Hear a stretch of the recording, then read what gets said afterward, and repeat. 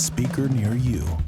It's the Part-Time Podcast with your hosts, Michael Belcher and Caleb Johnson. Hey, welcome in. It's the Part-Time Podcast. It's the Part-Time Podcast, episode 4. Episode 4. Thanks for joining us. Yeah. Yeah. So you offered me some Starbursts a moment ago, and I really don't like them except for one flavor, and I looked through the bag, and there are no strawberries, so I'm upset. Okay. So here's the story behind that. I fished those out of my center console of my SUV because part-time guys, get it? I drive Uber on the weekends. We live in a college town, and it's good side money. That was a sneeze that you averted, and I think that was awesome. It was actually a burp. Oh, it was Yeah. I would have... It was a Diet Coke burp. A burp on camera would have been fine. Well, I was going to lean back because usually what I do is in the middle. You guys don't know this because I'm editing it this way, but there'll be times when I pick up my not sponsored drink and I take a sip of it. Yeah. Usually when he's talking. Yep. And that's when I'll cut to him. So if I'm ever doing something I don't want you guys to see on camera, that's when I'm cutting to you. The benefits of a multicam setup. It is, yes. 1, 2. Get in there. 3. There it is. Yeah. All right. So the reason for the lack of pink Starburst. Yeah. I'm sorry. I'm still upset about that. Totally fine. I know. Yeah. You can be. Okay. I drive Uber on the weekends because we live in a college town and I need side money because I have children. Right. That's how it goes. And you know what's crazy is this economy, man. I have a decent job and I Uber because side money, man. It's crazy. I saw a meme the other day and it was like today's economy summed up in one photo. And it was like a Cadillac Escalade, like a Porsche SUV and something. And they all had the Uber stickers in the window. Yeah. And I was like, yeah, the people who can afford those cars are still like, oh, could do with a little side money. So anyways, point is, I drive Uber and I like to go a little, the extra mile. And I like to have candy for my riders. So when they get in the car, I say, hey, there's some water bottles back there if you'd like a bottle of water. And at that point, they're already like, wow, thank you so much. And then I'm like, and I might have some Starburst in here. And then people flip and you open it up. Well, guess what the most popular Starburst flavor is, like across the board? The strawberry. The pink, yeah. right. Didn't they make it into a bag that has all strawberry at some point? There is an all pinks or all reds. I think they have both. So what happened was I bought that at Target. I go out to Uber last week. The very first passenger I pick up, bro, it's like 8 o'clock at night. I say, hey guys, how you doing? We just kind of chat. And they're very personable folk. And I said, hey, I got some Starburst in here if you want some Starburst. And the dude's like, Starburst? I said, yeah. I hand him this bag. And I just hear, this is what I hear from the back seat. And I'm like, oh no. And he hands it back and he was just like, I may have eaten most of the pig. So literally for the rest of the night, like people were like, oh man, no pink. Yeah. So you are just the next unfortunate. Wow. You weren't joking. There's like no pink in here. No, there's not a single one. He must have taken all of them. And you know what you do next time? You buy just the pink. I charge him extra. Wow. And say, fat tips if you're only going to eat the pink Starburst. But you know what? The problem is now we have to eat them, and that's going to sound gross. That's fine. Well, what we'll do is I'll just put in a hard cut right here. That was a good Starburst. What flavor was that? Lemon. Oh, I'm sorry. Sorry, I don't have any pink. I picked it out on purpose. Did you really? Is that like your second favorite? Yeah. Quick, rank the classic 4 Starburst. Okay. I have to look at the bag because I can't remember what all of them are. Strawberry, lemon, orange, cherry. Strawberry, lemon, orange, cherry. Cherry's last? Yeah. What in the world? I don't like the cherry flavor in Starburst. It doesn't taste like cherry. I'm going to blow your mind. Cherry, lemon, strawberry, orange. Strawberry's third. Okay. It's not. I don't know if I can do this podcast with you anymore. How's strawberry not first? It's not the best one. Cherry is objectively the best one. Okay. Yep. All right. Well, why don't we talk about what the people came here for, not Starburst? Why don't we just never do another episode? Just kidding. Whoops. Oh. That was your non-sponsored drink being opened. Welcome to the Part-Time Podcast, guys. Thanks for joining us. We're actually going to talk about a few things today. But here on the Part-Time Podcast, we talk about movies, comics, culture. We talk about more than that, too. It tends to be whatever we'd like to talk about. Yep. But we need a tagline and, rule of 3 for YouTube. Yeah, so, usually. Yep. Or 10s. Top 10s are very popular. Yeah. I'd say rule of 3. Yeah. Our first segment today is going to be a fun little game that we've come up with. What are we going to call it? I don't know. I guess in or out right now. Right now, it's called In or Out. Yeah. But if you're a loyal viewer of the Part-Time Podcast, then you'll know that a lot of the names we come up with are not excellent right off the bat. It usually takes a little brain work. So here's what I want you to do. If you think In or Out, it's essentially trash or pass, if you've seen that online. Oh. Trash or pass. Trash is it's trash. Pass, it gets a pass. In or out, or no. In and out is the restaurant, right? So ours is in or out. In or out. We're not trying to get cease and desisted over here. Yeah. So this is hashtag not sponsored. hashtag not sponsored. If you think that In or Out is a silly segment name, then we would invite you to offer your ideas in the comments. And if we pick your name, we're going to send you a bona fide, genuine Part-Time Podcast sticker.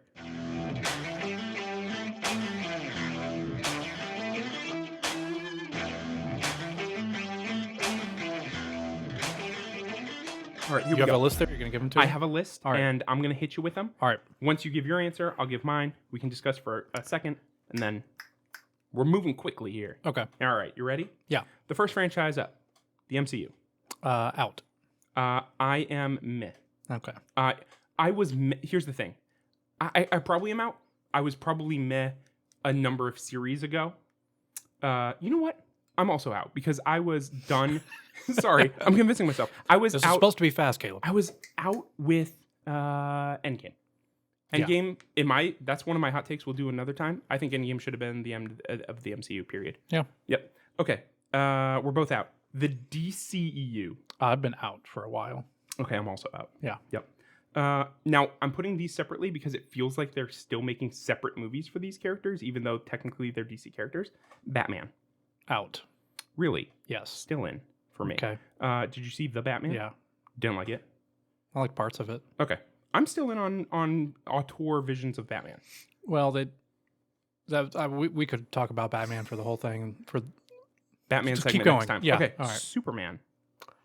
I'm in, but the stars have to align. I think I feel like we haven't got a good Star Wars movie or Star Wars Superman.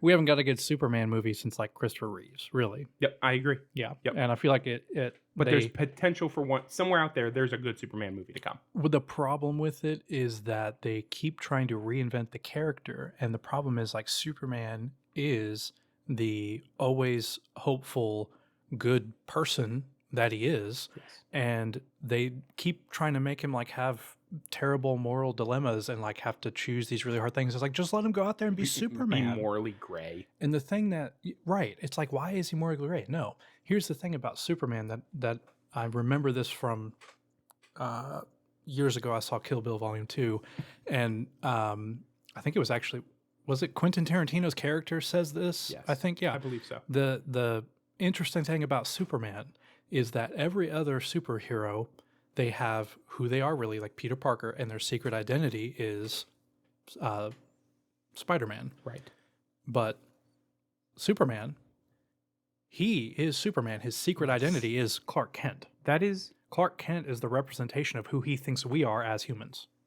That's excellent. That's an excellent analysis by Quentin Tarantino, and makes me appreciate Superman a little bit more. Right. Can I pin for 1 second on Superman? Sure. Do you remember the scene in the original Superman? And it's, in my opinion, one of the greatest acting jobs ever on camera.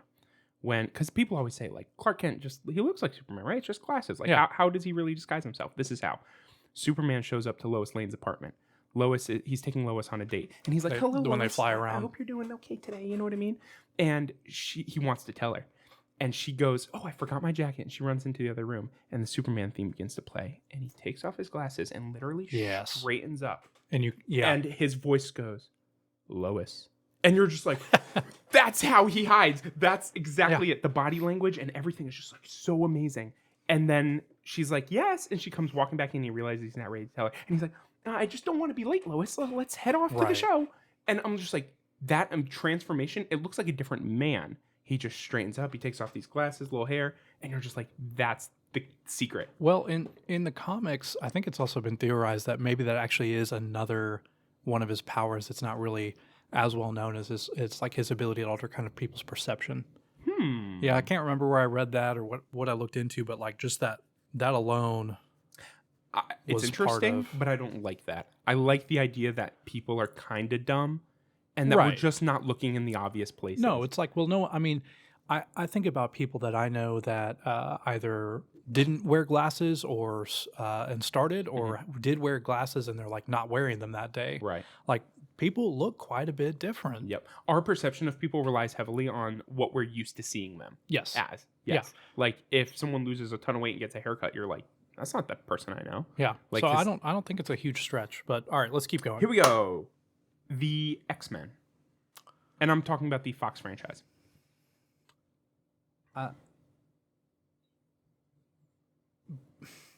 There's a meh. You could say meh. Meh. I mean, it like Disney's got a hold of it now, so I mean, I don't really know what direction we're going to see it go. I think Deadpool's going to kind of give us an idea, but they've already tried to like mesh it in with the MCU, and I don't think they've done a good job. So, I don't think that anything multiversal that Marvel has done has been worthwhile. I think Days of Future Past was the last good one. Correct. I totally agree. And in fact, it's one of the best. Yeah. In my opinion, Days of Future Past was excellent. But then Apocalypse and Phoenix were terrible. It's hard to, they were. It's hard to bring in Patrick Stewart for anything else. Like he is to me like the movie on screen, right? Professor X. I would also say that unless, and this is maybe a hot take, I want to see the X-Men almost entirely recast for Marvel. I am done with those actors. I grew up with them. X-Men came out in like, I was not 2000, 2000, I think. Like I was not yet 10 years old when that first movie came out. And I've loved to watch all of them, good, bad, or indifferent. But I think we're about done with that. And 2000. I hope that Deadpool 3 is Hugh Jackman's last Wolverine performance. It should have just stayed Logan. It should have. Preach. It should have stayed Logan. Him and Patrick Stewart. Yep. That was a very definitive ending. Yeah. Yep. Yeah, it was. But it was also like its own kind of timeline thing. But you know what probably, I'm guessing, happened to bring him back? They were like, here's a bunch of money. I'm going to guess money. Yeah. Is it corporate greed or is it just actor greed? No, I'd say it's actor greed. I'd say, okay. I mean, what else has Hugh Jackman done lately? The Greatest Showman. Nope, that was not lately. No.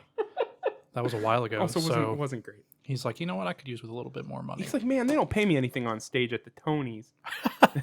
What do you think? I'm doing Broadway for the money? Nope, I'm Wolverine for the money, and I'm Broadway for fun. All right, next up, Star Wars. I think I'm out as long as Disney's in charge of it. 100% agree. Yeah. There's been some decent stuff, but it's more bad than it is good right now. Exactly. Star Trek. I really like what J.J. Abrams did with Star Trek. A lot of like diehard Star Trek fans don't. I get it because it wasn't really true to kind of how original Star Trek was. But I think that that J.J. Abrams made Star Trek like more exciting than what they were really wanting. I enjoyed it. I think the 2009 Star Trek was probably one of the best movies in the past 20 years. Thank you so much for saying that. I'm a huge apologist for 2009 Star Trek, and I know a lot of people who don't like it. I think it's excellent. Yeah. Yep. I own it on DVD. I feel like I saw it like 9 times in the theaters. Yep. It was amazing. I've seen that more than a lot of other movies, yeah. And I like it. And I think Chris Pine was an inspired choice. He's excellent. He wasn't as big as he is now, and it was perfect. I mean, there's a moment in that movie at the very end where the Romulan ship is like under fire, and they're going to lose. And he's like, we're going to show them mercy. And Spock doesn't want to show him mercy. And he goes, think about that, I thought you would like this. And he's like, not this time. Not this time. Yeah. And then he calls up the captain and he says, we're prepared to, unload your men. Like, just give us the word. And he's like, I would rather die 1,000 deaths. And the perfect moment, Kirk goes, you got it. Yeah. It's perfect. That whole ending when they finally come together, they're working together and they take out that Romulan ship and the computer's like, if you ignite the antimatter, it'll explode. And Spock's just like, understood. and then the Enterprise shows up coming in from the side there to take out the ship. No, it was great. And the laser fire. Yeah, exactly. That was what I wish Star Trek. That's why I wasn't a Star Trek fan as a kid, because Star Trek wasn't that. Star Wars was that. Right. And when Star Trek became that, I was like, I like this a lot. Right. Well, that's the problem, I think, is he made it too much like Star Wars. Yeah. And the people that really like Star Trek it was too different for them. Yep. But I think it can exist in its own space. That's why it was its own timeline and everything, the Kelvin timeline. Yep. And it can exist over there, and you can still have other Star Trek that's good as well, that's more Agreed. thought-provoking and scientifically challenging and whatnot. Yep. And I think Star Trek works better as a TV series than it does as a movie. I would agree with that. I think you're onto something there. Yeah. All right, you ready? We're going to go quick here. Yeah, we're not going fast. Here we Let's go. do it. Let's do it. The Harry Potter / J.K. Rowling verse. Out. Lord of the Rings Middle Earth verse. Out. Meh. It has potential, but the source material has potential because it's so good, but it's been done a disservice with television shows and the Hobbit movies. I think there's potential for something good, and if it again, Superman, if the stars align, I'm ready for it. Yeah, the what was it? Amazon did that TV show? Yeah, that absolutely terrible. Did not even bother. No. I did not. No. No, it wasn't for me. You ready? Indiana Jones. Out. Also out. Yeah. Also, where should that have franchise ended? Are we going to kind of just say the Last Crusade? Yeah. Yeah, Last Crusade, but I mean, there's parts of Crystal Skull that I didn't think were bad. Yeah, you're right. The parts that weren't like really super CGI. But and doing Crystal Shia Skull LaBeouf opened them to swinging. doing yet another. If Crystal Skull never existed, they wouldn't have made one today, I don't think. I think that's You wrong. think they would have? They totally would have. All right. I would have ended it with the third one. Pirates of the Caribbean. I would be in. I think Pirates is great. I love Pirates. The problem is two things: Disney and what's his name? Johnny Depp. Thank you, Johnny Depp. Yeah, the problem is Disney It's won't. like The Mummy? Disney won't allow anyone to make art anymore, and Johnny Depp won't work with Disney after they let him go without ever finding out what was true with the whole Amber Heard situation. This is true. Yeah, I think Pirates of the Caribbean without Johnny Depp is not Pirates. I agree. I also have a hot take that I think the first movie is the perfect balance of Johnny Depp. He's not in every single scene. He's not really the main character. No. And he should have stayed not the main character. He should have stayed that guy. And it should have... I don't know. The whole first three movies were pretty good, though. The whole first three movies were very good.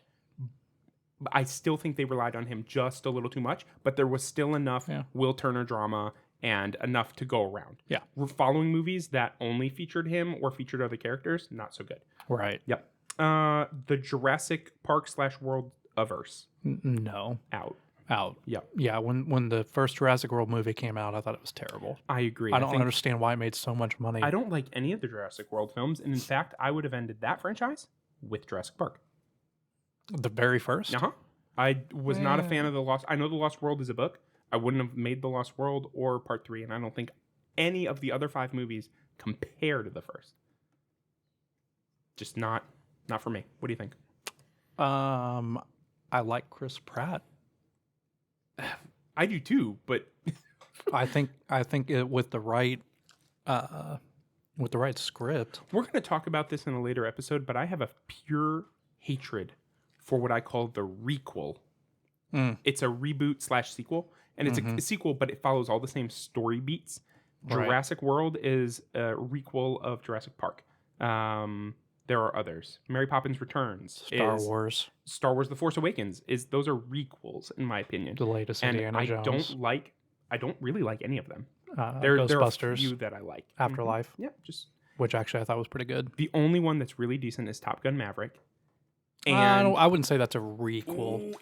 Have you ever watched them one on one night and one the next night? Okay. They follow the same story beats. They have the same kind of moments in them. Right. Yep. But I mean, it wasn't made to like pass the torch to the next group of people and like start a whole new line of movies. Like there's probably not going to be another. There was a huge gap between the movies, but I mean, it almost could like be episode 4 and then episode 5 of Star Wars. Basically, it's not like it's exactly a requel. I would challenge you to rewatch them on subsequent nights or subsequent viewings, one after another, and see the massive amount of similarities between the films. To the soundtrack, to the sports montage, beach. To the impossible mission, to the training, to him having to go to Iceman in the new one, but go see the general in the old one. The love interest, the scene in the bar, playing the exact same song in a bar. someone getting embarrassed in the bar. It's just all a little samey. Yeah. But yeah. I like them both. You're ready? Yeah. The Mummy. But not with Tom Cruise. Yep. Which they tried to launch that whole universe and it didn't take off because the new Mummy movie that they made with Tom Cruise wasn't really that good. Mm-hmm. Yeah. You know what I think? Brendan Fraser should Bring come back. back Brendan Fraser. And you know what that would be? What? A requel. No. Because they don't have to follow the exact same story beats as the original. You need to finish that Starburst. All right, you ready? Here we yeah. go. Fix your tie. Sorry. All right. You ready for the next one? Well, I was going to put that part in there. Oh, you can if you want. Okay. I'm not above internet humiliation. Oh, fine. All right. No one is. No. Twilight. What? Why would you put that on here? I was never in. Just because. Out before. Yeah, out. I never saw any of them, and then when I got saw married, all of them. my wife made me I watch read all of the them. books. What? There was a girl involved at the time.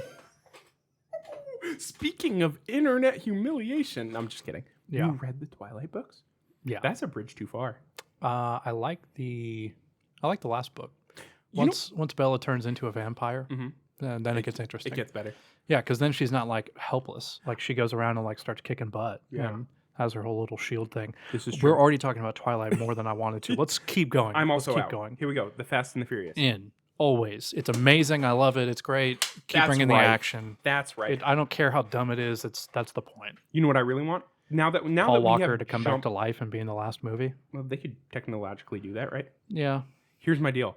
First of all, yes, they should at least do a little bit of deep fake for him for the very last movie. Whichever the last one is, he needs to be in like a final scene. Well, apparently, because he's not dead in their universe. The movie that they just had with Jason Momoa, who I thought he did a great job as the villain. I didn't see it yet. Is it good? Yeah. I'm so mad. My only real complaint with the movie is that they end it on too much of a cliffhanger. There's no real resolution to the movie, which is sad. But they're making it the first of 3 parts for this story. My issue with that is that they just didn't say Fast Part 1. If they had said, because they said Dune Part 1, so when I watched Dune, at the end of the movie, it was like Part 1. No, it said was Part that at the 1. beginning? It said it at the title. Yep, Dune Part 1. I thought it was at the end. And that lets you know, hey, you're not going to get a resolution here. The problem with Fast is they didn't do that. No.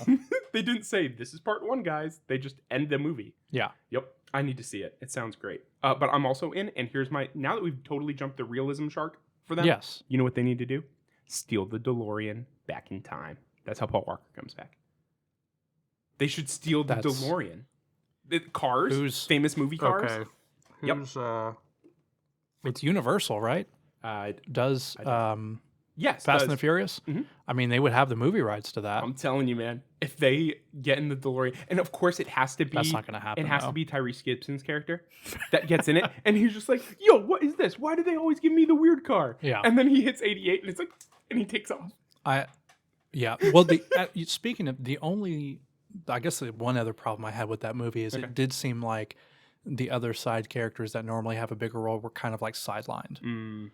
Like they really didn't have anything for them to do, except for kind of bumble around. Yeah. And that was kind of, maybe there'll be a bigger role going on in the next movie because they're flying that plane in that gets shot down. So spoiler alert. Oh, sorry. I'm just whatever. teasing. I'm just teasing. Yeah. Listen. The one complaint I have about the Fast and Furious movie is that every movie they add new crew members and they don't need that many people.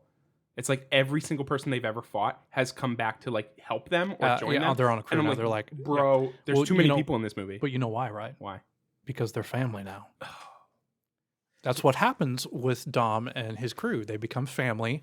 They realize that maybe Dom and his crew aren't that bad. So you're saying this is all on purpose? Like it is the theme of the movie that all these people who they eventually defeat become family. Well, it's like got to the point where it's not really Dom. They don't steal stuff anymore. They're just trying to protect the world. That's true. They've become They've like had an some IMF responsibility team. creep here. Right. This is they're. It's no longer them like just trying to look out for themselves. Right. They're like impossible mission force. Like they're going around and it's like it's a new version of Mission Impossible stuff. Yeah.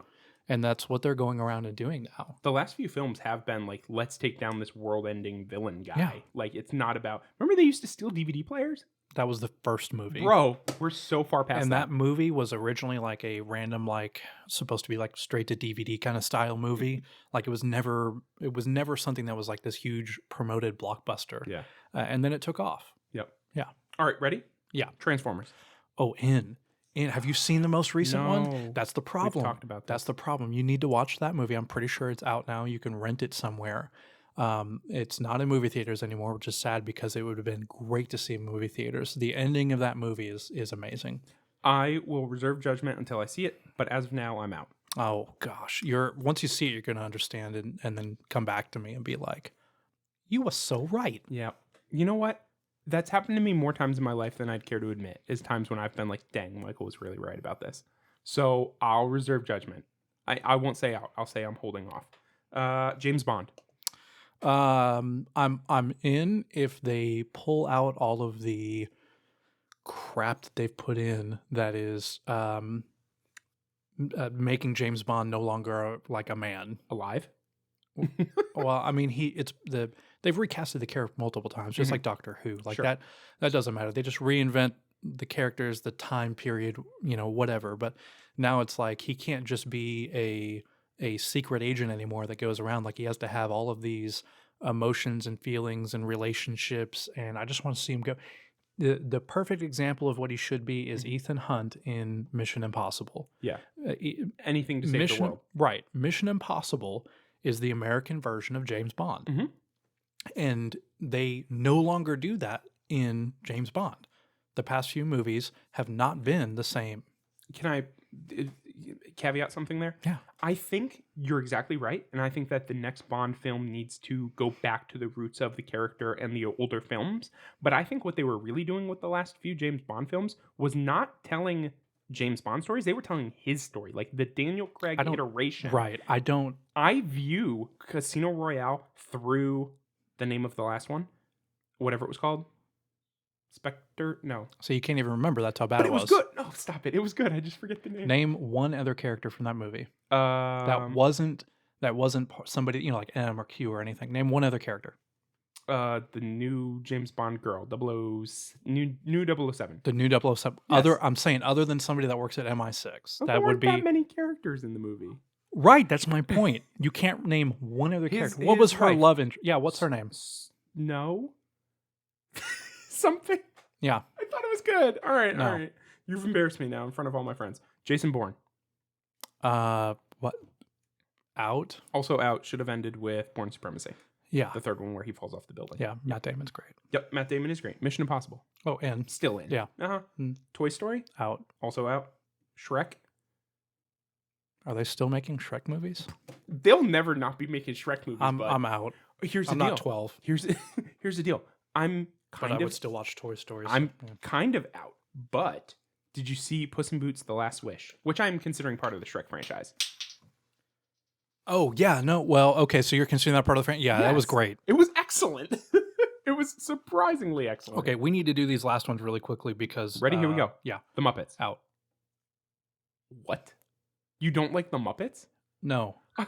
No, I like the Muppets. I don't go around and watch Muppet content. If a Muppet movie came out, you wouldn't go see it? No. I would. Okay. Probably not. I'm in on the Muppets. And last one, live action Disney remakes. I've never watched a single one. You know what? I have, but I wish I hadn't. High five again. There we go. So that's it, everybody. That's our list, our in and outs. That took a long time, and we tangented a lot. I'm pretty sure that camera's probably stopped recording at this point. Oh, man. Yeah. All right. Because we forgot to start that. Oops. Whoopsie. All right. Next segment? Next segment. Let's go. All right.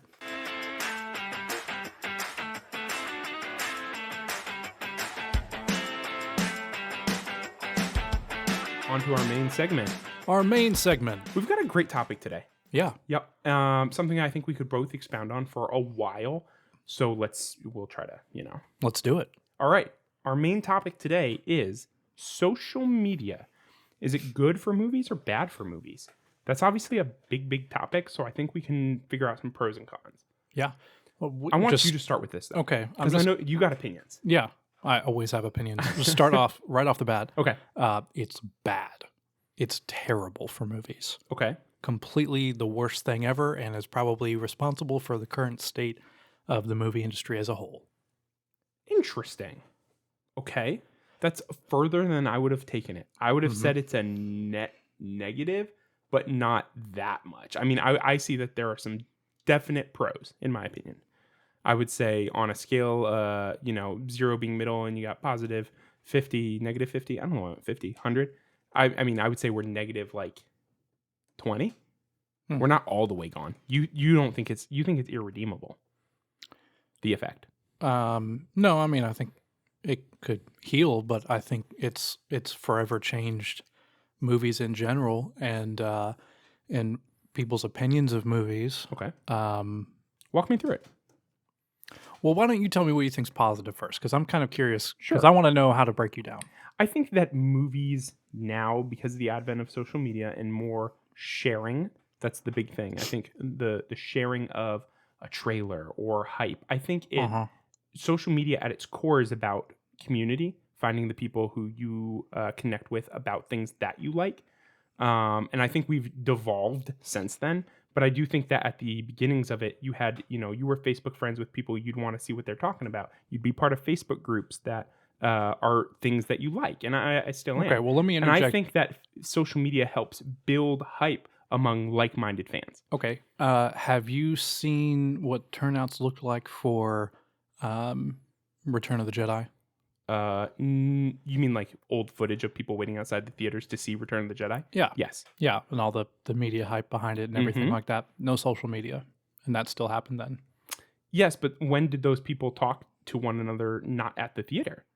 Whenever the movie's not... When the movie is coming out, you can bond with the people in line at the theater. That makes sense. Right. But why not do that all the time? Why not be like, hey, guys, I was just rewatching Return of the Jedi, and I found, did you guys know this cool little fact? Someone posted on Facebook, and 1,000 people see that, and they're like, wow, that is so cool. Well, it helps build love for film. Right, but that in turn creates even bigger problems because now so many aspects of something like the lore of Star Wars are so scrutinized on such a microscopic level because of the ability to go in and unpack so many things beyond anything that probably George Lucas ever meant for someone to really analyze, like just little bitty details of things that don't really matter in the grand scheme of things. But don't you think that some people saw Return of the Jedi 6 times in theaters, and by the 6th time they were starting to scrutinize as well? They're like, oh, I didn't really like this one little detail. They've seen the movie enough times that they're thinking, I don't really, like this or that. You don't think that there was negativity before social media?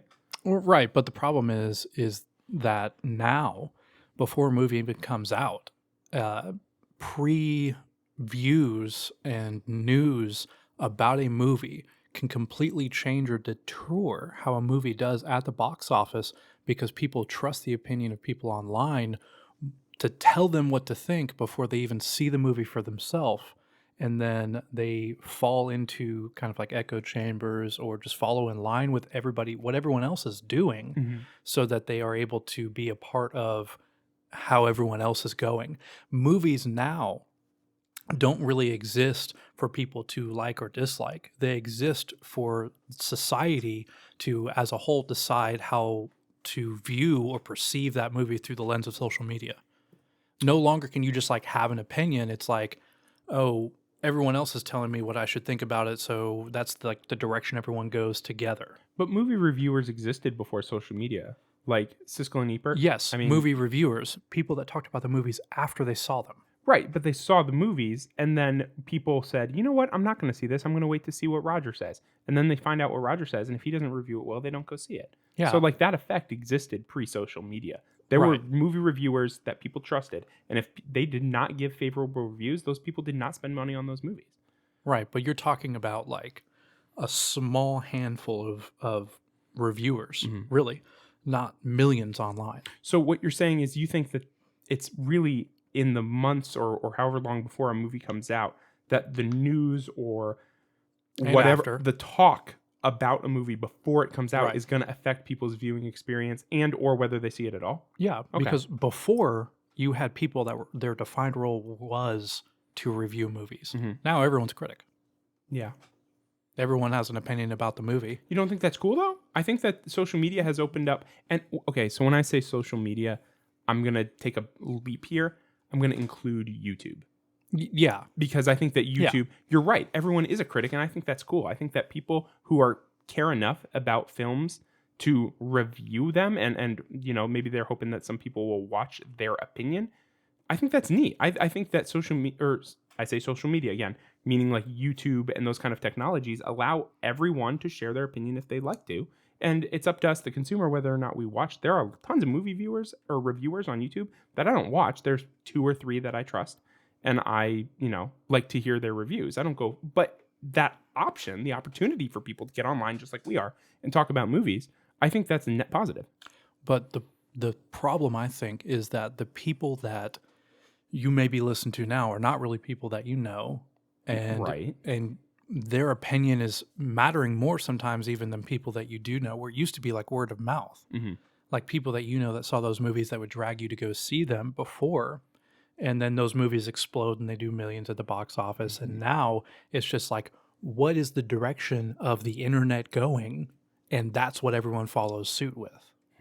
It's not people making up their own mind, getting opinions from friends talking together. So people who have unpopular opinions you think are less likely to share. You think that there's kind of a mind meld here going on where it's like the popular opinion that this movie is not good. So don't say it's not good. Right. Okay.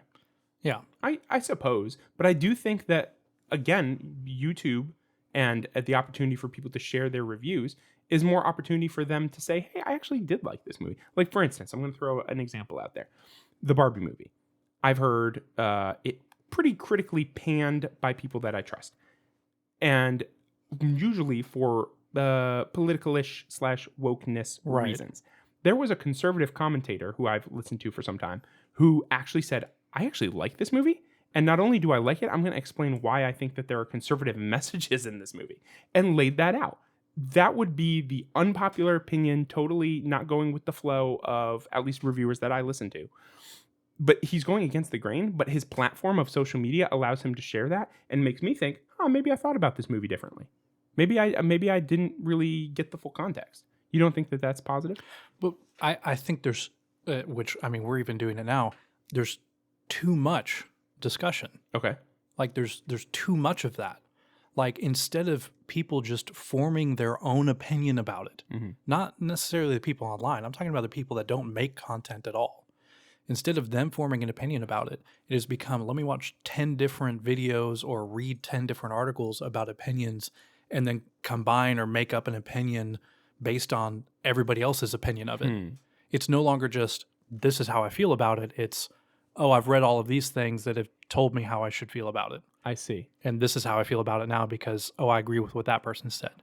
Like, people aren't really just forming their own opinion about it anymore from watching the movie. They're going into some of these movies almost knowing everything about it before they even step in and already forming an opinion about the movie before they even see it. Yep. Either and letting to have that decide. Either to have that opinion totally confirmed when they see it, or have it come up against their opinion and they think, whatever. Yeah, they're not liking the movie. I guess it didn't, because it didn't match up with what their opinion of the movie was supposed to be before they saw it based on what everyone told them it was supposed to be. And because of that, people walking into the movie that are digging deeper into these things, not everyone is like this. Sure.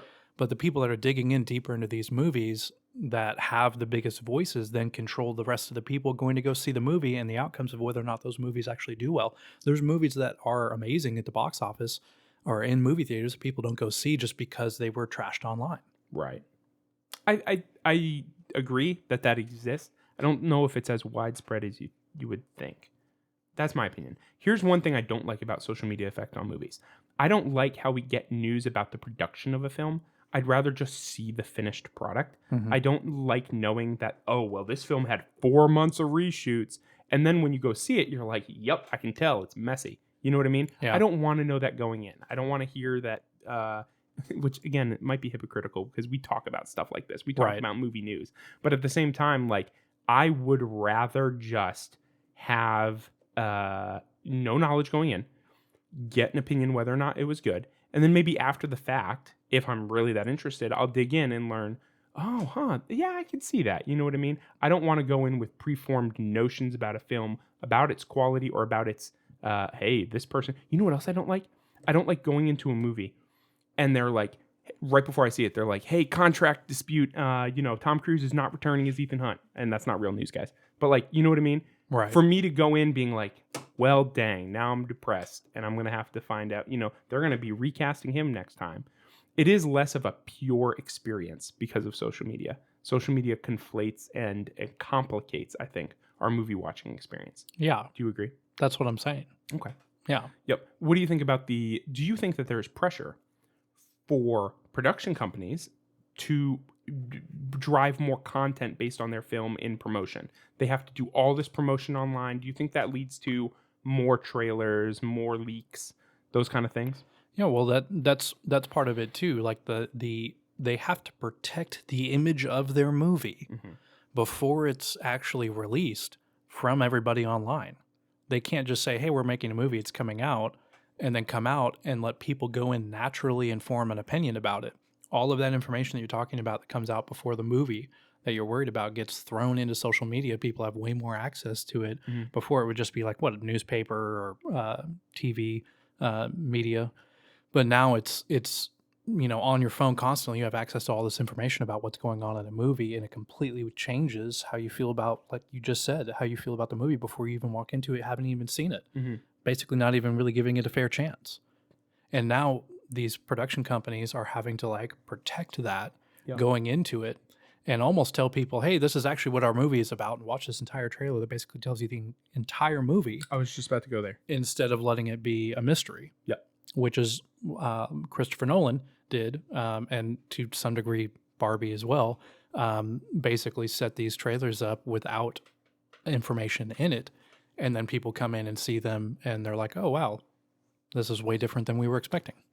I think that social media has caused movie companies to think that they need 3 different trailers for a film before it comes out. Yeah. Each one giving away more footage or more surprises until by the end half the plot going in.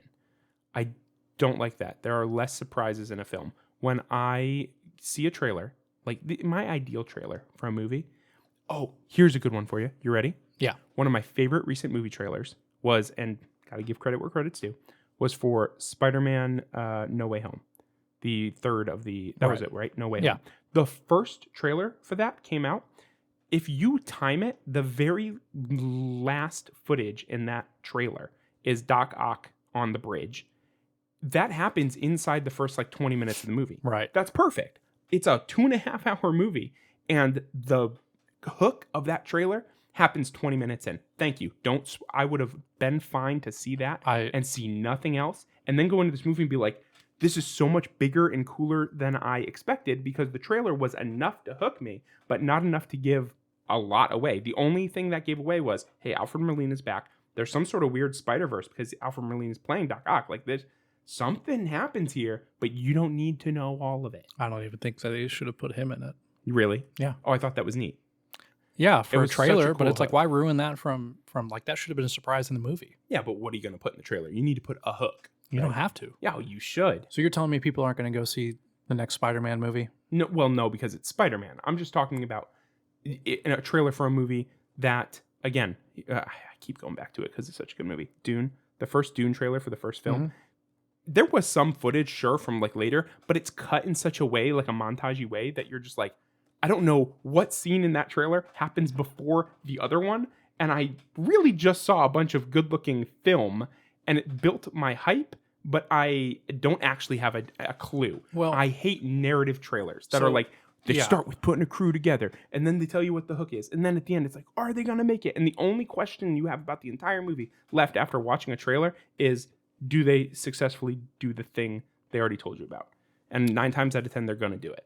So that's where a lot of the movies nowadays, the trailers aren't made by like the director or even the person editing the movie. They're actually made by companies that put these trailers together. Probably one of the best examples of that would be Suicide Squad. That was made, that trailer, that initial trailer that got everyone excited for Suicide Squad was made by a trailer like company, basically. I didn't know that. Yeah, that's how a lot of the trailers are made. It's not made by the people in charge of actually making the movie. And that in turn kind of makes it a problem. So instead of the creative person in charge of making the movie, the director, making the trailer to release it, to give people an idea of it. The production companies take over control of that now, and they're the ones putting out the trailers to bring people in. Another, going back to Oppenheimer, going back to Christopher Nolan, he told Universal, because he left, who was he? Legendary? No. Christopher Nolan? Yeah, well, no, who he was, until now, he had released every movie with Warner Brothers, because they did Batman too. Yeah. It was with Warner Brothers, and then after Tenet, they had some sort of disagreement, whatever. So Christopher Nolan started shopping around for production companies, and he went to Universal, and he said he wanted a $100 million budget, which I think is maybe his largest. I'm not for not a Batman movie. Okay. And then also a $100 million advertising budget, but he was in charge of everything. That's so cool. Yeah. Good for him. Yeah. And you look at the trailer and it doesn't tell you really what's going on. You just know, hey, it's Oppenheimer's building the bomb. I was going to say Oppenheimer's trailer was very good. Yeah. Because Christopher Nolan made the trailer. The radiation sound effects? Yeah. Yeah, that weird creaky noise. Yeah. Okay, so overall, I think we agree on a lot. I think that we're going to say that social media overall has had some negative effects. I think it's put additional pressure on production people to release more trailers, more promotional material, which just offers opportunity to spoil. Yeah. But I would also say you're right. It affects the opinions people have going in. It's preconceived notions is the problem. It's like these trailers come out now. People start reviewing the trailers, looking for all of these details, scrutinizing it, packing it apart on every single level. And people that you usually watch are like, oh, this doesn't look like it's going to be any good. You may not go even see the movie now. Whereas before it would be the trailer come out, maybe you friends at work talk about it, family, whatever, a few people, small, not enough to really sway your decision on whether or not you're going to go see a movie. You go see it, you like it. Right. But now it's like you go in, the movie's not what you're expecting, so you don't like it because it wasn't what your expectations were for the movie from people that hadn't even seen the movie yet. Yep. I think that's a good summary. I will also say you hit on one thing, my last thing I'll say. You hit on something there that I think is really key. There is a huge subculture now, and this is where I dislike the YouTube effect. There's definitely there are channels, and I won't name them, but there are channels dedicated to breaking down every trailer, every still, every image. Yeah. And that's over-analysis for me. I don't need to know all of that. In fact, I'd rather probably not see. No. I already said I don't want to see every trailer. No.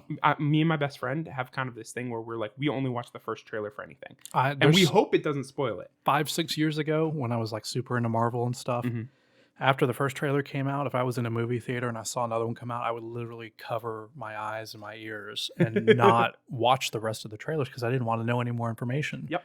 I wouldn't watch trailer breakdowns and stuff like that, but now I don't really care about it anymore. So. I don't watch any of that stuff. Yeah. It's the only thing that I do kind of like is, especially for comic book stuff, because I'm such a comic book guy, right? Is that after the fact, once the movie or television show is out, and I've seen all of it, there are folks online and some of the same channels who do the trailer breakdowns, right? Who will say you might have missed this. Look at this nod to that comic. I think those are neat. The people who pick out those details, but beforehand, do not break down that trailer. Don't give me any reason to spoil what's already coming out. It needs to be an experience that we see in the theaters or at home on our TVs, seeing it for the first time with a fresh mind.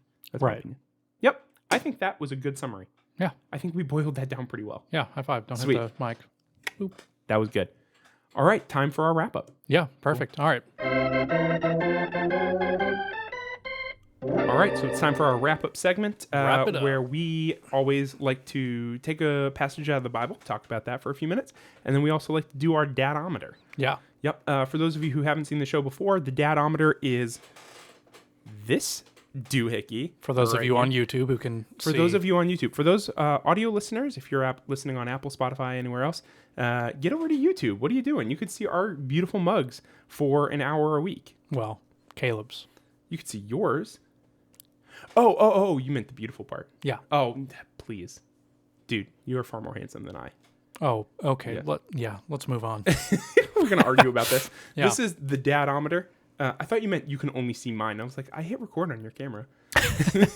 This is the dadometer. The dadometer goes from 1 to 18, and it's essentially whatever our main topic is of the day, the thing we talked about the most. This is where we...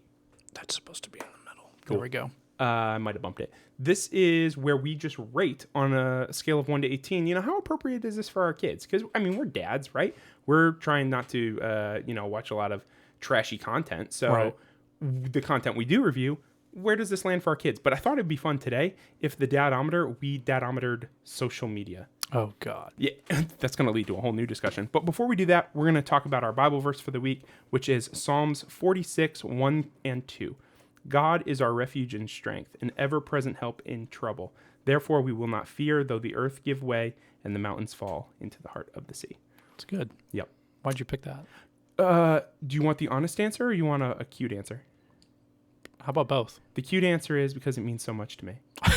and I'm not joking. It does mean a lot to me. It really does. It's a great Bible verse.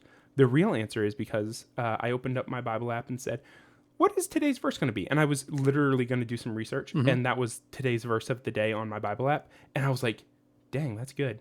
Yeah. That sounds good.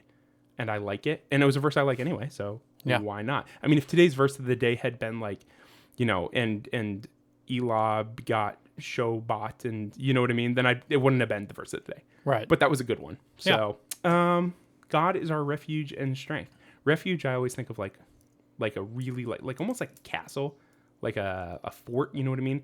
Our refuge, it's the thing that like when the storm comes, holds.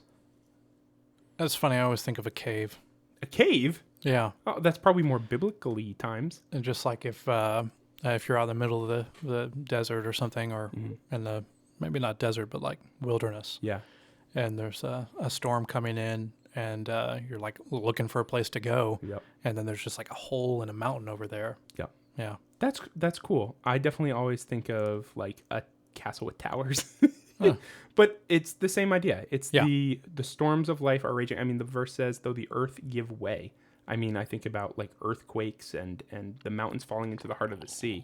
It's the thing that won't fall despite all of that. Right. And that's God. That is, I mean, yesterday, Pastor was talking at church about an anchor. And very similarly, an anchor of our soul. What's that song? It Is Well. Anchor. Oh, I was thinking there's a song called Anchor of My Soul. And I was like, It Is Well. Yeah. Horatio Spafford. Is there? Do you know the story behind It Is Well? No, but I was trying. I keep thinking about anchors, and that keeps. Because it's like sorrows, like the sea billows roll. Mm-hmm. Yeah. Okay, that's why. You want to hear the story behind that? Okay. Horatio Spafford was a American businessman. Yeah. And in the Great Chicago Fire, lost almost everything he owned. It was completely distraught, and it was very difficult for his family. Some years later, his wife and I believe 3 daughters were on a voyage across the Atlantic, and the ship sunk. Dang. And his very Job-like. Wife survived, but 3 daughters passed away. Later, his son died as an infant from tuberculosis or something like that. And he wrote, It Is Well With My Soul. Crazy. You think about the lyrics of the song and you're just like, that is something else. Yeah. You know what I mean? Exactly. And that's, I mean, he obviously thought of God as a strength, ever-present help in trouble. Like, that's about as much trouble as I can think. Yeah. It's wild. So, shout out to God for being our refuge. Yeah. Yeah. Amen. The dadometer. Let's talk about social media. Here, you want to be green or blue? Green. You be green, I'll be blue. Yeah. Oh, here we go. At what age? Wait. Oh. There we go. Caps open. Perfect. Yeah. It doesn't pop quite as much as I'd like. No. We'll need new markers. My ears. Oh my gosh, that was funny. That was louder than I expected. At what age is social media cool for our kids? Yeah. Can I go first? Yeah, here. I'll hold it for you. Okay. Yeah, go ahead. You. All right, here we go. It's not. Oh. I mean, okay, fine. You know what? Do you use social media? Yeah, I do. Okay. Yeah. I don't think that social media has a ton of positives. I know I argued a little bit for it today in the context of films. Mm-hmm. There's not a lot I like about social media. The only good thing about social media, I think, is that it does allow people who are fans of certain things or have certain interests to, connect with like-minded people. But beyond that, and yes, it's a tool. It can be used for God. It can be used for the gospel. It can be used for, but as a general rule, just getting on and scrolling is unhealthy for people of almost any age. And I'm not going to let my kids have a Facebook profile until they are 16. 16. Yep. Why if 16? Facebook still exists. Facebook. If Facebook or Instagram or whatever still exists, I'm sure social media in some context will. Just that reason, because I got it when I was 13 and I was too young. Yeah. And I was mad because my friends had it at like 9 or 10. And I'm just like, why can't I have MySpace? Why can't I have everyone's connected? These are jokes for a certain age. But like, my parents were like, eh, and like forward thinking before social media was a big deal. They were like, I don't see a lot of benefit in that. And finally they caved. And I think I wasted a lot of time. I think at 16, at least that point, like we can have almost adult conversations. You know what I mean? Right. I know kids still aren't rational at that age. I know I wasn't. But at the same time, like we're starting to get to a point here where I think they'll try to at least understand some of my rationale. Right. Here's why. And if you're 16, maybe you've got a phone now if you're driving, because I don't think they really need a phone that early on. Truth is, next time we should talk about cell phones, because I've also got takes on cell phones. I think this is about the same age I would give my kid a cell phone. Exactly. Yeah. Or, and probably or at not least a smartphone. Yeah. Like I would maybe give them a flip phone or something before then. Yeah, I agree. Especially if they're 14 or 13 and they're hanging out with their friends at like youth group or something. Right. They might need a flip phone. Exactly. But you're not getting a smartphone until somewhere in these. Right. Yeah. What do you think? I'll mimic that. Okay. I don't think I've really thought about it too much. But after hearing what you said, I kind of like it. So, I'm just going to jump on the bandwagon. That's probably about 16 is about a good time frame. I think you're right. Yeah. All right. That's it for the Part-Time Podcast episode. Catch us every Thursday. We're going to be... No, I'm sorry. Catch us every Friday. We'll be dropping a news video. Catch us on Tuesdays for main episodes. Yeah. All right. Yeah. Loosen the tie. Loosen the tie. Wait. Hashtag loosen the tie. Hashtag loosen the tie. Done. Yeah. Alrighty. We'll catch you next time on the Part-Time Podcast. I've been Caleb Johnson. And I'm Michael Belcher. Catch you next time.